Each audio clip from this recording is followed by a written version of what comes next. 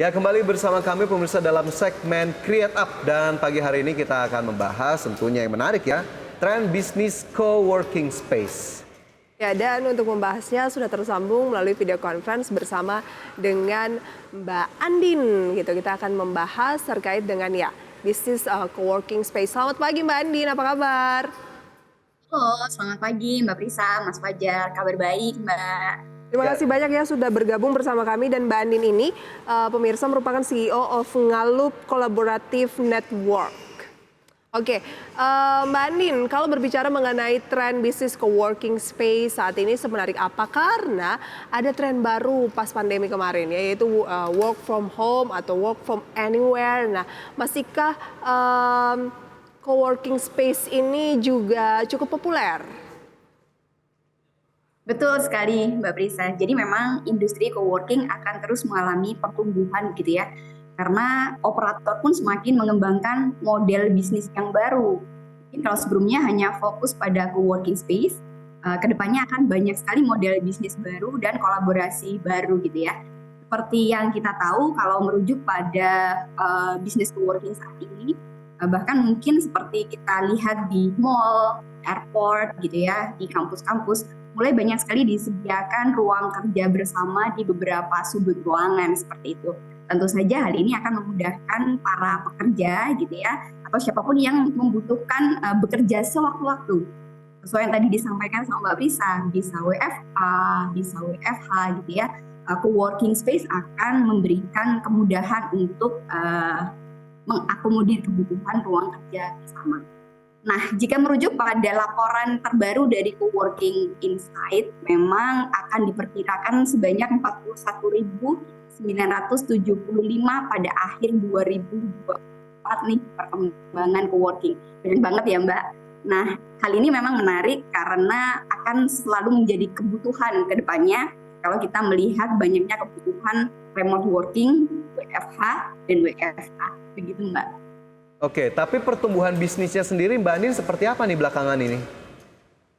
Kalau kita bicara tentang bisnisnya sendiri, memang ada dinamika ya. Karena kalau berbicara tentang co-working, marketnya lebih banyak ke teman-teman startup gitu ya. Sehingga kalau kita tahu banyak sekali PHK akhir-akhir 2022 bahkan sampai sekarang gitu ya, memang sedikit mengalami penurunan atau penyerapan penggunaan co-working kalau untuk di market rekan-rekan startup gitu.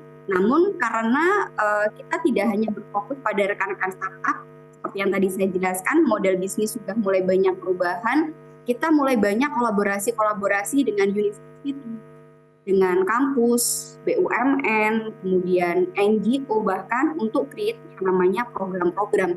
Jadi model bisnis baru ini yang nantinya juga akan membantu pertumbuhan di co-working space. Oke, berarti yang kita tahu bahwa biasanya co-working space itu lebih banyak diisi oleh startup gitu ya, Fajar. Ternyata sekarang juga dari sisi kampus, NGO, dan yang lainnya juga sudah melirik kantor-kantor dengan model co-working space ini ya, Mbak Andina. Betul, bahkan rekan-rekan UMKM pun sekarang mulai banyak sekali menggunakan co-working space gitu ya, selain untuk sarana belajar, kemudian sarana untuk mereka mengikuti workshop. Ini menjadi satu kebutuhan untuk para UKM pun saat ini. Mereka bisa berjejaring, mereka bisa melakukan rekan bisnis baru seperti itu ya, dan melakukan banyak sekali aktivitas untuk menunjang bisnis mereka. Ada market baru lah ya. Ya. Betul. Tapi co-working space sendiri ini sebetulnya untuk institusi yang memang dirasa belum memiliki kantor tetap begitu, atau mungkin institusi apapun bebas untuk bisa menggunakan layanan co-working space ini Mbak Andina. Dan bagaimana kemudian antisipasinya terhadap, kita sebut saja PPKM yang sudah diakhiri, mungkin kan sekarang semuanya sudah kembali masuk kantor lagi ya, co-working apakah kemudian terpengaruh juga di sana? Ya, jadi memang sebenarnya dunia ini masih sedang jungkir balik ya Mas Fajar untuk menyesuaikan cara bekerja baru begitu ya. Bahkan kalau kita tahu beberapa perusahaan pun masih ada yang menerapkan sistem WFH, masih ada yang sudah sudah ada yang menerapkan harus kembali WFO gitu ya, ada yang setengah-setengah, ada yang tergantung kondisi gitu ya. Nah, kalau kita melihat di kondisi pasca pandemi memang banyak sekali pekerja yang mulai menyesuaikan diri untuk pada akhirnya jika sewaktu-waktu mereka harus WFO, mereka tinggal berangkat ke kantornya gitu ya. Namun mereka bisa melakukan sistem membership ya di co-working space untuk memudahkan mereka apabila mereka harus bekerja WFA atau WFH seperti itu. Karena mungkin kalau WFH terkadang banyak menemukan distraksi gitu ya kalau di rumah. Jadi kami merasa bahwa co-working akan selalu bisa menjadi solusi untuk para pekerja yang membutuhkan WFH atau WFH. Oke, coworking space akan bisa selalu menjadi solusi. Tapi kita tahu bahwa coworking space juga kan pemainnya cukup banyak nih. Nah, apa yang membuat Ngalup Kolaboratif Network ini unggul? Kalau berbicara coworking space kan khususnya di wilayah seperti Jakarta ini, Jabodetabek, pemainnya sudah cukup banyak. Apa yang menjadi keunggulan dari Ngalup? Baik, Mbak Prisa. Mungkin saya sedikit cerita gitu ya. Jadi Ngalup ini diinisiasi dari tahun 2017 sebagai tempat untuk pulang. Nah, kalau Ngalup sendiri memang diambil dari bahasa Jawa Walikan karena kami berada di Kota Malang yang identik dengan bahasa Walikan sebagai wisdom kami gitu ya. Ngalup artinya pulang. Kami berharap karena banyak sekali mahasiswa yang ada di Kota Malang gitu ya, pada waktu mereka nanti banyak belajar di Ngalup, kemudian mereka kembali ke kota masing-masing bekerja. Saat mereka punya kerinduan ke Kota Malang dan ini bagi mereka bisa pulang ke Ngalup gitu ya. Harapannya mereka juga bisa memberikan banyak sekali insight, ilmu yang mereka sudah dapat untuk ke teman-teman atau mahasiswa yang ada di Kota Malang seperti itu. Jadi bisa dikatakan bahwa Ngalup ini keunggulannya adalah dia tidak punya kompetitor sebanyak yang ada di wilayah Jabodetabek gitu ya? Betul sekali, karena kami di Jawa Timur, di kota kecil, jadi memang tidak terlalu banyak pemain co-working di Kota Malang gitu. Oke. Nah, selain itu memang kita punya pembeda nih, Mas Fajar sama Mbak Prisa. Jadi kita mengusung konsep connecting, kolektif, dan kolaborasi. Inilah yang menjadi pembeda kami gitu. Kami menjadi jembatan kolaborasi nih antar sektor gitu ya. Kalau kita bisa bilang hexaheli gitu ya, dari media iya, community iya, dari government gitu ya, dari bisnis, dari university. Nah, di situ kami berusaha menjadi jembatan kolaborasi serta kita menjadi pionir di ekosistem builder seperti itu sih. Tapi untuk para pekerja atau karyawan seperti kita nih, millennials, apa yang ditawarkan oleh Ngalup untuk kita kaum pekerja? Harga terjangkau mungkin? Betul, karena memang kita memiliki harga yang kompetitif gitu ya.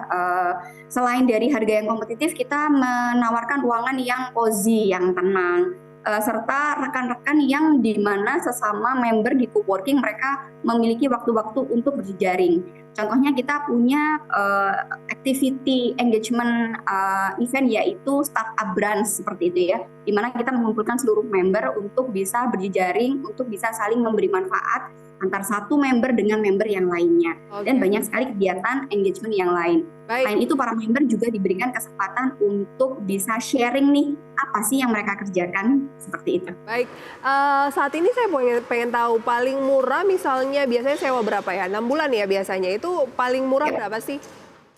Sebenarnya kita kalau di Malang ada yang sistemnya mulai monthly ya, kita dari harga 1.150.000 untuk satu seat gitu ya. Tapi pun kita punya area yang untuk private office di harga 8 juta untuk 5 orang, itu untuk private office-nya. Jadi sebenarnya masih affordable banget ya untuk di Kota Malang gitu.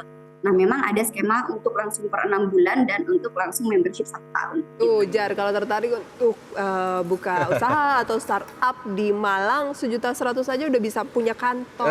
Luar biasa, ini bisa menjadi pilihan yang menarik ya.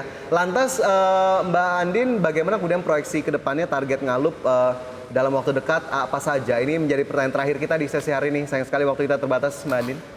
Baik, siap.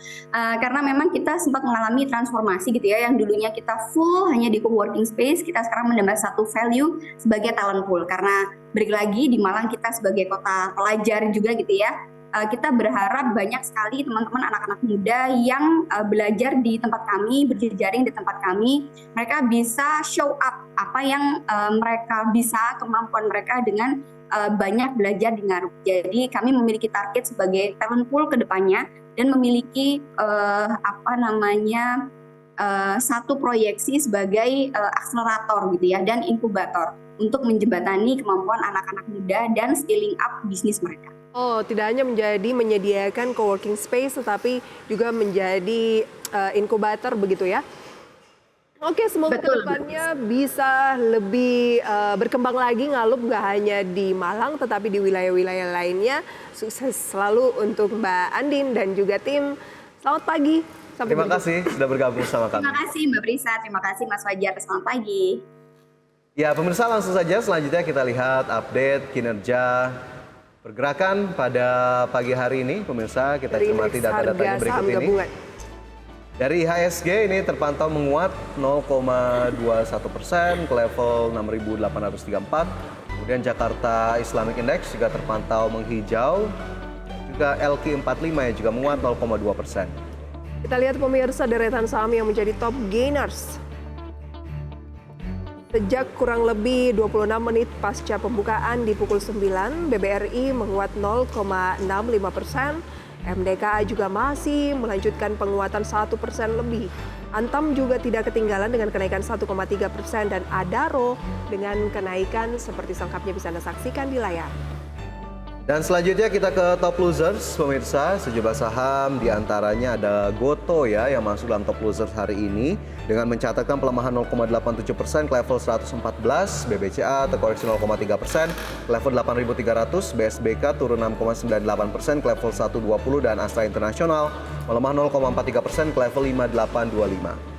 Kemudian dari pergerakan sektoral dapat kita lihat pemirsa bahwa industri masih memimpin kenaikan dengan kenaikan 2,19%, kesehatan naik 1,62%, kemudian non-siklik naik juga pemirsa 0,4% dan transportasi serta logistik turun 0,08%.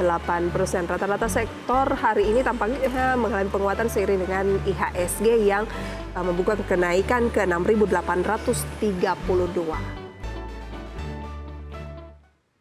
Ya, dan pemirsa 90 menit sudah kami menemani Anda dalam Power Breakfast. Semoga pembahasan hari ini dapat menjadi referensi dan sumber informasi untuk Anda. Tetap perbarui informasi Anda hanya di IDX Channel, Your Trustworthy Economic Business and Capital Market Channel. Saya Prisa Sopodatu. Dan saya Fajar Wayong. See you in the morning.